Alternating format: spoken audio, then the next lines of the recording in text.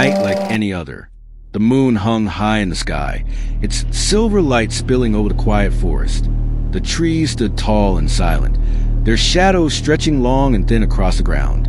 But this night was different. This is a story of what happened under that moonlight, a true horror story that still sends shivers down my spine. A group of friends had decided to go camping deep in the woods. They were looking for adventure, for a break from the noise of the city. They set up their camp, lit a fire, and laughed under the stars. But as the moon rose higher, the laughter began to fade. An uneasy silence settled over the group, as if the forest itself was holding its breath. One of them, a young woman named Sarah, decided to take a walk to clear her head. The moonlight guided her steps, but as she wandered further from the camp, she noticed something strange. The shadows around her didn't move with the trees. They were still, too still. And then she heard it, a whisper, soft at first, like the wind, but it grew louder. It was calling her name. Her heart raced.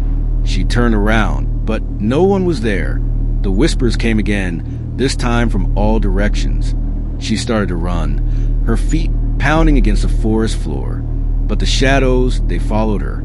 They stretched and twisted, reaching out like long, bony fingers. She could feel them closing in, hear the whispers growing louder, more urgent. When Sarah finally stumbled back into the camp, her face was pale, her eyes wide with fear. She told her friends what had happened, but they laughed it off. "It's just your imagination," they said. But then they heard it too, the whispers. They came from everywhere, from the trees, from the shadows, from the darkness just beyond the firelight. The group packed up their things in a panic, their hands trembling as they doused the fire. They started walking back to their car, the moonlight their only guide. But no matter how fast they walked, the whispers followed. The shadows seemed to move on their own, closing around them. The forest felt alive, watching, waiting. They finally reached the car, their breaths coming in ragged gasps. As they drove away, the whispers faded, but the memory of that night stayed with them. To this day, they swear they saw shapes and shadows, figures that didn't belong, figures that watched them under the cold, unblinking light of the moon. Was it just their imagination?